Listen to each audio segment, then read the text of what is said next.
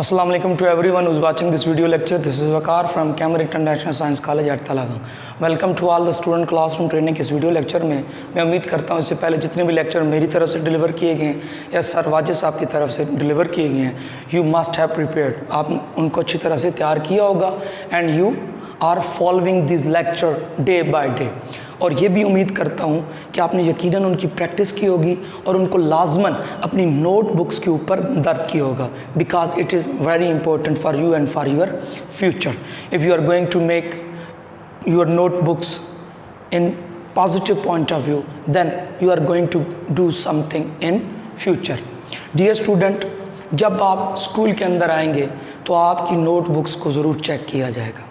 Dear student, you know very well about me कि मैं ज़रूर नोटबुक्स को चेक करता हूँ और उसके अंदर देखता हूँ कि क्या क्या चीज़ें मौजूद हैं और क्या नहीं मौजूद हैं, क्योंकि ये बड़ा इंपॉर्टेंट है। हम फेस टू फेस आपको लेक्चर नहीं दे रहे, these lecture are delivered through a source, एक सोर्स के ज़रिए, एक मीडियम के ज़रिए आपको डिलीवर्ड किए जा रहे हैं। And which is the source, वो कौन सा सोर्स है? वो ऑनलाइन सोर्स है। अब फेस टू फेस होता तो हम देख लेते आपने क्या गलती की है, क्या लिखा है, क्या नहीं लिखा। तो अब यहाँ पे तो हम ये चीज़ नहीं देख सकते, but you can comment in comment box if you have any fidget, any problem regarding any topic, any lecture।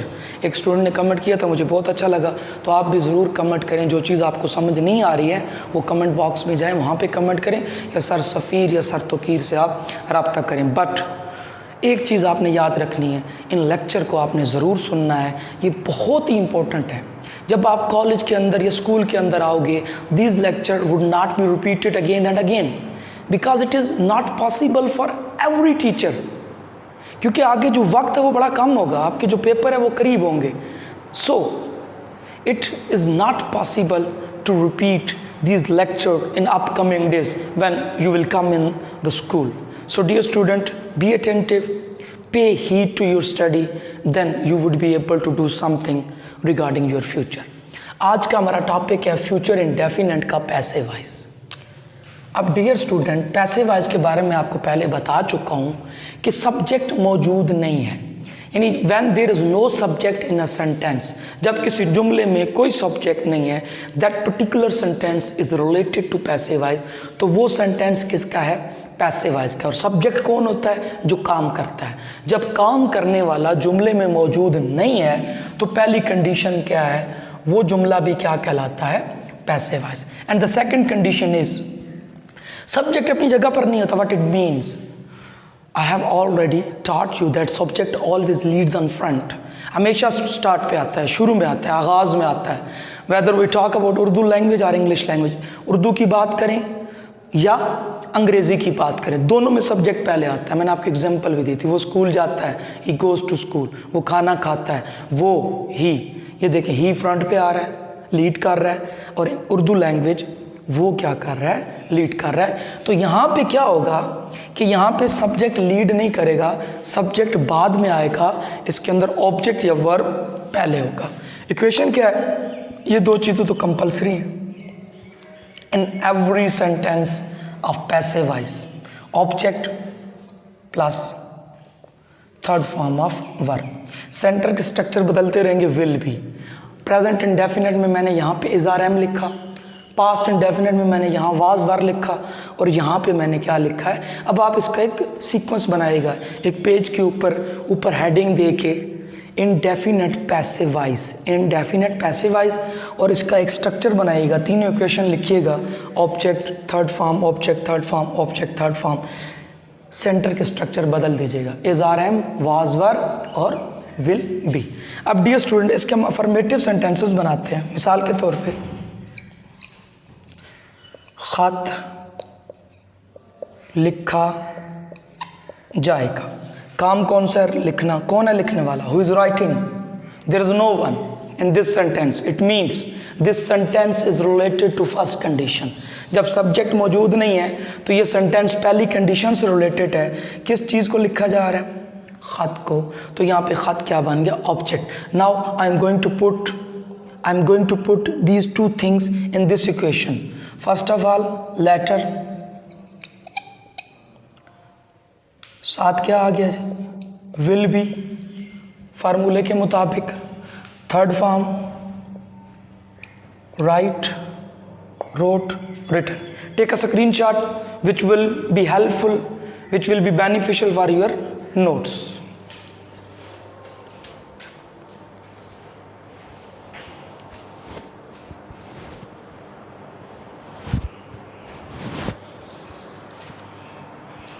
Ji dear student, I hope you would have taken the screenshot. यहाँ पे देखिए नेक्स्ट,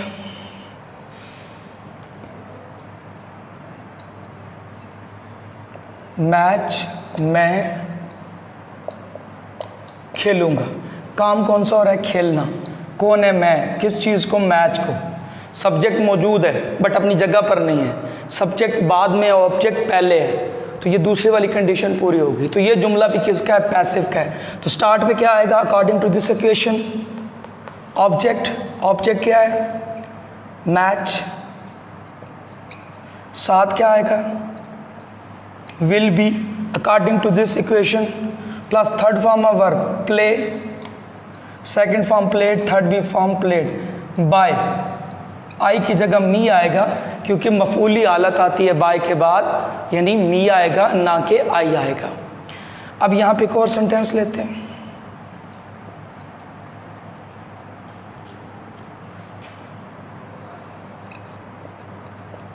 गंदम की कटाई की जाएगी. काम कौन सा हो रहा है? कटाई करना. कौन है काटने वाला? There is no one. ये भी पहले से रिलेटेड. किस चीज़ को काटा जा रहा है? गंदम को. तो यहाँ पे हम लिख देते हैं, गंदम की इंग्लिश डियर स्टूडेंट होती है वीट. इक्वेशन के मुताबिक will be, wheat will be, कटाई के लिए लफ्ज़ होता है हार, हार्वेस्ट, और थर्ड फॉर्म है हार्वेस्टेड. तो थर्ड फॉर्म और ऑब्जेक्ट आप देख सकते हैं. ये आपका ऑब्जेक्ट, ये थर्ड फॉर्म, ये आपका ऑब्जेक्ट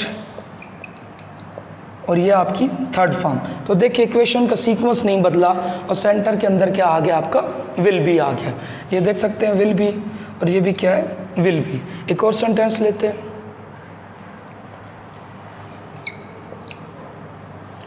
खत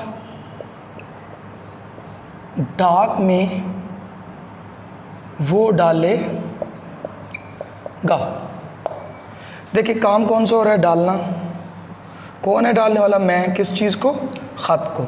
सब्जेक्ट अपनी जगह पर मौजूद नहीं है तो ये दूसरी कंडीशन से क्या करता है? रिलेट करता है. वही स्टार्ट पे क्या आएगा? ऑब्जेक्ट, लेटर, फार्मूले का विल बी, और डाक में डालना पोस्ट होता है और थर्ड फॉर्म है पोस्टेड. वो ही होता है और मफूली हालत हिम आएगी. तो डियर स्टूडेंट, आपका फॉर्मेटिव सेंटेंसेस की मैंने 3 से 4 एग्जांपल लेके इसको क्लियर कर दी है.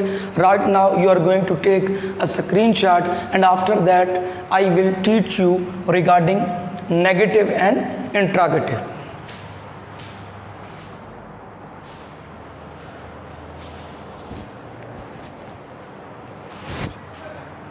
जी डियर स्टूडेंट, अब इसको मैं रेज करने लगूं.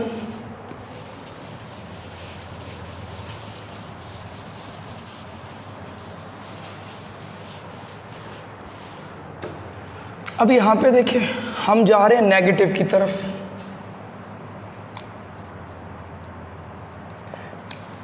डॉट एस मतलब नेगेटिव सेंटेंसेस. नेगेटिव के अंदर जस्ट आपने क्या करना है? कोई चेंज नहीं करना. विल के बाद नॉट और प्लस बी, यानी विल और बी के बिटवीन में आपने क्या कर देना है? नॉट लिख देना है. उसी सेंटेंस को किसी को हम ले लेंगे.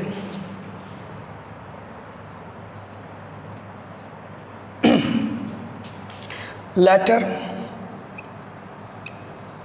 विल नॉट बी रिटन, यानी खत नहीं लिखा जाएगा, गंदम नहीं काटी जाएगी. Wheat will not be harvested. एक और एग्जांपल लेते हैं. letter will not be posted। तो डियर स्टूडेंट, ये आपका नेगेटिव सेंटेंसेस का पोर्शन कंप्लीट हो गया है। Now we are moving towards interrogative. Dear student, I have mentioned so many times that you must have to pay attention on the pronunciation of the words, because it is very important regarding English language. When you are pronouncing a word incorrectly, it creates bad impact on the listener. The listener would not be able to listen effectively when you are using the wrong pronunciation of the word. If you want to make an ease for the listener, then you would have to make your pronunciation according to the level of pronunciation, according to the source of the pronunciation. Interrogative. This is not interrogative. ये interrogative नहीं है, बल्कि क्या है। इस बात को आप चेक करना चाहें तो प्ले स्टोर पे जाएं, वहाँ पे एक डिक्शनरी है ऑक्सफोर्ड की, एक तरफ उर्दू और एक तरफ इंग्लिश है, उसको डाउनलोड करें और उसके अंदर ये लफ्ज़ लिखें और साथ में एक बटन लगा है वॉइस वाला, उसको आप दबाएंगे तो वो वहाँ पे डिक्शनरी बोल के बताएगी कि उसकी राइट प्रोनाउंसिएशन क्या है। So you can check it. यहाँ पे हम क्या करेंगे डियर स्टूडेंट, हम विल को ऑब्जेक्ट से पहले लिखेंगे और प्लस हम क्या करेंगे, बी लिखेंगे। यहाँ पे सब्जेक्ट नहीं है, यहाँ पे ऑब्जेक्ट है, तो फिर हमें विल क्या करना पड़ेगा, ऑब्जेक्ट से पहले। इन्हीं जुमलों को कन्वर्ट करते हैं। क्या ख़त लिखा जाएगा, तो विल अ लेटर या the letter, will a letter be written. It's looking little bit awkward, थोड़ा सा अजीब लग रहा है, but the native speakers have mentioned these sentences like this pattern. So don't think about it, don't be worry about it that it is looking awkward. Next, इसको convert करते हैं। क्या गंदम काटी जाएगी, सॉरी, will the wheat